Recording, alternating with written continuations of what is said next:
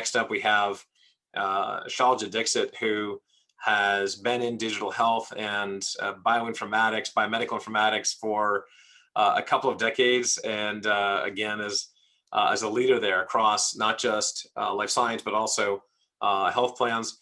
And Natalie Principe, who is the head of digital health innovation at Organon, the newly formed spinoff IPO'd last month from Merck. And looking forward to this conversation. Welcome both Natalie and Shailja. Thank you for joining us today. Thank you, Stan. Thanks a lot. Hello, Natalie. Nice to meet you. Hello, Shailja. Nice to meet you too.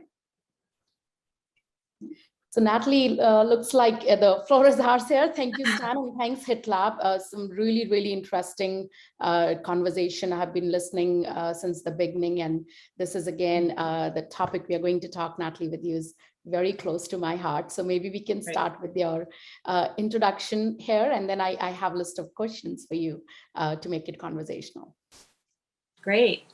Yeah, I'm looking forward to this and any surprises that come with it. So I'm Natalie Principe, and I am with Organon, and I'm the head of innovation, if you will, related to digital health and strategy. I focus on the strategy in that role because I want to point out I'm not a digital health expert. But my job is to really think through how we can incorporate digital health, femtech, femhealth into our offerings for women. Great. Thank you, Natalie, for that. So as Stan was saying, we all know that Organon has this recently established, Organon has been there as an entity, but newly spun off independent company focused solely on women's health, along with other aspects. So tell me, we are hearing so much about femtech, femhealth, I think rightly so. Why do you feel from your perspective now is the time to focus on women's health, Absolutely. I feel very deeply and personally that it is really time to focus on increasing women's health needs and the solutions. They're just not there. And so I do believe that there is a little inequity. And I'm very, very glad to be a part of Organon because our goal is to try to fulfill, and address those unmet needs. And we need to start now.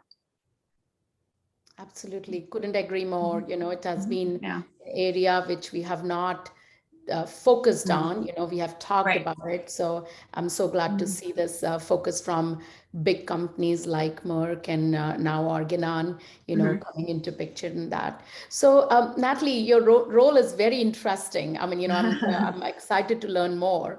As a head of digital innovation, within the paradigm of pharma company and focusing on women's health, what role you think the digital can play in women's health specifically? So there's no doubt in my mind that there is a role to play in digital health. And I'm going to talk a little bit about our philosophy and our vision at Organon. Our vision is to create a better and healthier every day for every woman. In order to do this, we are putting women and their unmet needs at the center of everything that we do. So our objective is we're going to build our business around that. When we prioritize those unmet needs, we are going to look agnostically, whether we're looking at a pharmaceutical, a device, or any other health technology. We will want to partner and collaborate accordingly. We have our strengths and we have our areas where we're going to be building capabilities. So that overall is our approach. I can't answer your question directly, but I think that we'll see in the future, health technologies, digital health technologies will be a big part of it. That's so nice to hear this. So as we, this HITLAB panel discussions have been happening for quite some time, every month, and there is so much happening in digital health space, right? And I think the spotlight, rightly so, has been more ever since pandemic hit all of us with digital and digital as a platform to deliver care in multiple flavors of that.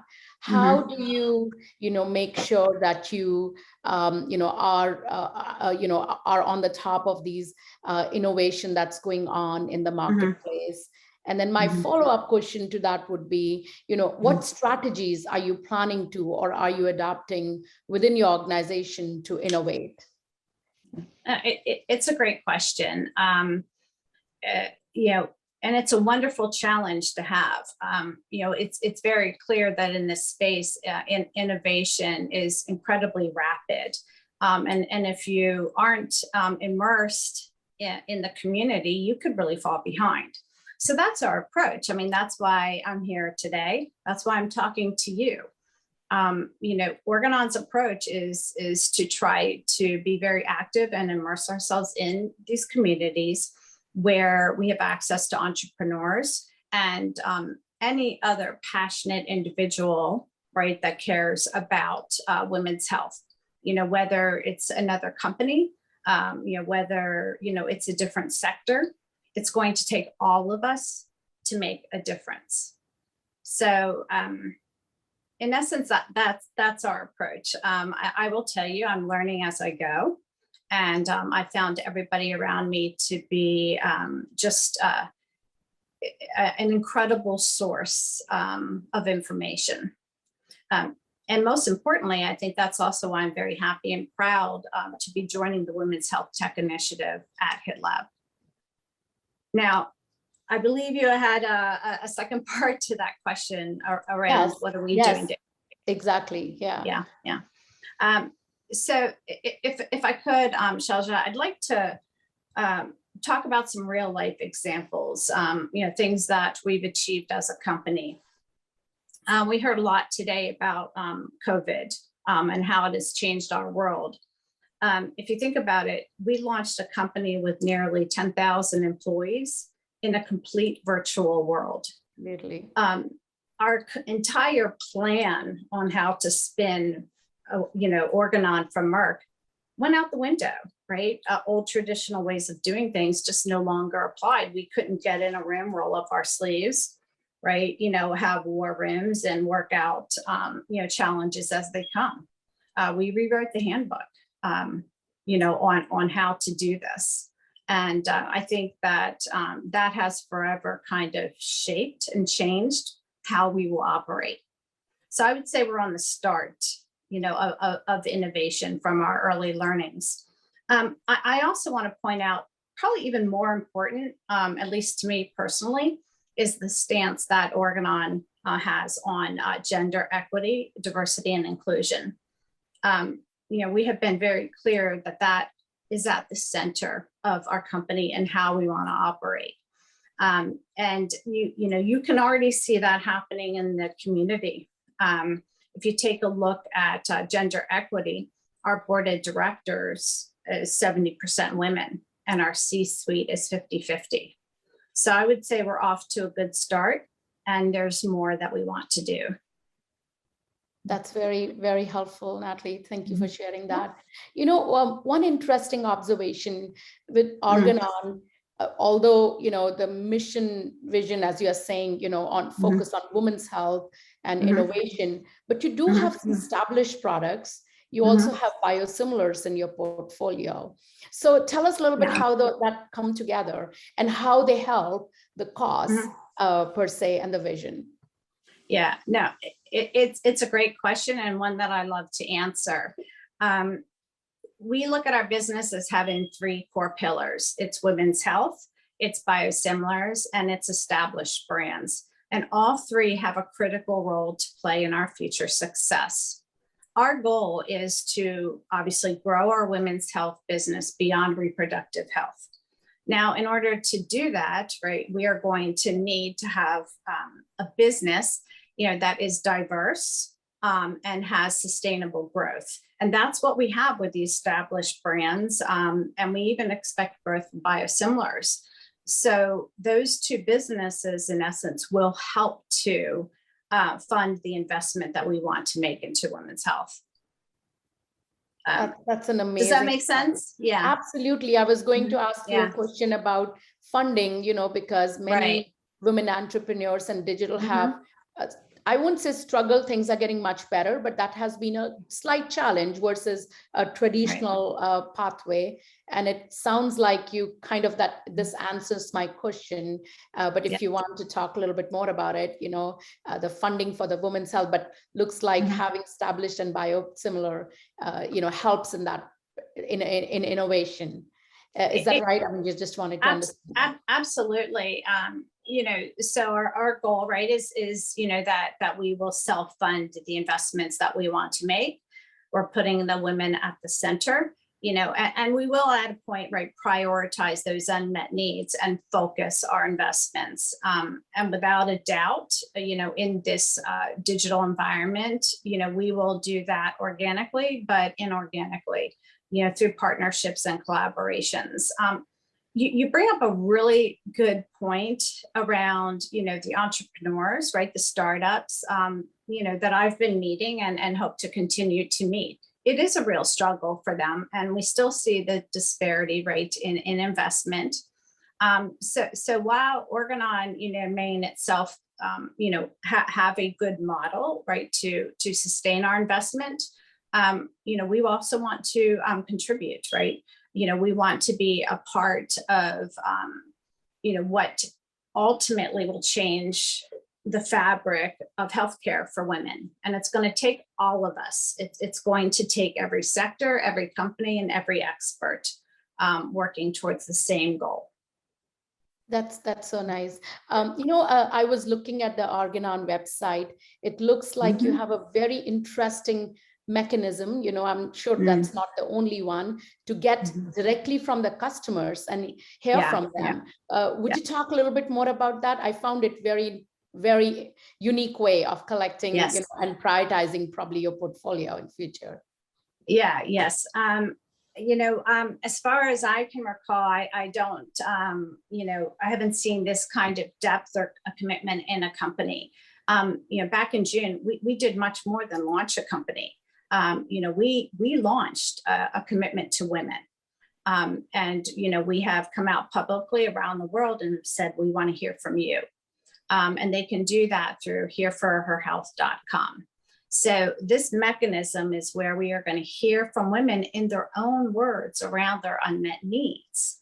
To me, this is powerful. It's going to bring those unmet needs to life. And, we are passionate about this commitment, and we hope that this starts to form a connection with women. And our goal is to make that stronger over time around the world. Yeah, that's very excited about it. Yeah, I think that's brilliant, in fact, and such a good message and way to reach out for myself being a woman, also an entrepreneur who is in health tech and women's health. So Natalie, you just, I think almost up here with the time, but you just recently joined the health tech executive, women's health tech initiative at HITLAB. What are you expecting to get out of that, or any message for the listeners here today? Sure. There are many things that I'm excited about. First and foremost, is to learn, right? To inform, our company strategy, and, to partner with experts and collaborate with individuals like you. This is going to be a big part, of how we learn, with the goal, right, to be a solid contributor moving forward in the space. It's just something I'm really excited about. The second thing that I think about as being a part of this board is, I do believe there's a deep responsibility, to reach out, right, and network. And this goes, for individuals, experts, and companies, whatever sector, right? If anybody has a passion or they're caring about women's health, join us. Is going to be my message, because it will take a village. I guess in close, one of the things that I'm also really excited about is, meeting people in person. So I will definitely say, virtual, meetings certainly have a place, but but I don't think that they replace the authenticity, right, of human interaction. And I'll tell you, I am really, really tired of seeing myself during meetings. I can do without that. I've had enough for a lifetime. So well, thank you so much, Natalie. This was a true delight and pleasure to talk to you. It truly takes a village. So I'll hand it back to Stan. And thanks a lot again. Thank you. Thank you, Shailja.